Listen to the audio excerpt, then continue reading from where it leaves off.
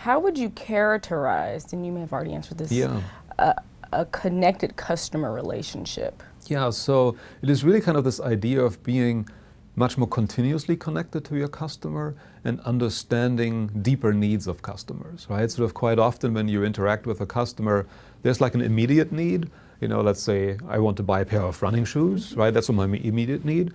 But maybe a more fundamental need might be, I want to finish my first marathon, right? And if I as a company can figure out, oh, that's actually, right, a deeper need my customer wants to fulfill, if I can help the customer do that, well, maybe now we have a very different kind of relationship, right? We don't just have a transaction where I sell you a pair of shoes. Now I become sort of, you know, your coach that helps you achieve that goal.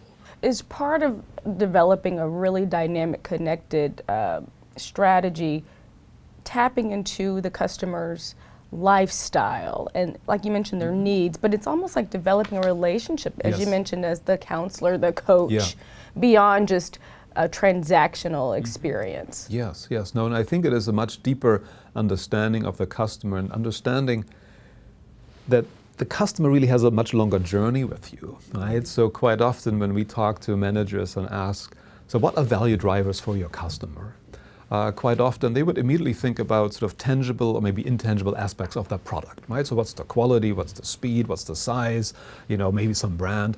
But to understand that actually customers have a much longer journey with you, they first have to become aware of their own need, right? And then they need to figure out what are all the options out there that might fulfill that need. Then they have to make a decision. What is actually the best option? Then they have to purchase this, then they have to pay it, then they have to receive it, right? So there's a much longer journey that the customer has before they even get the product.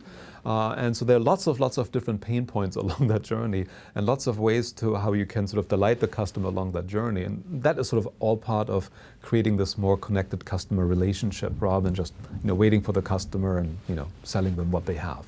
Those are good. And you take a deep dive into that and offering the reader some tips on how they can do that effectively. Yeah, so I think, you know, again, we all would like to think our books are unique, right? But really what we've done in this book, we've actually created 3 chapters, which we call workshop chapters, that are full of worksheets, where we can really take the customer or the reader right by the hand and ask them, you know, fill out this worksheet, fill out this worksheet, so for them to really understand of how you would actually build your connected strategy for your own organization. It's an active reading process, yes, rather. No, it is.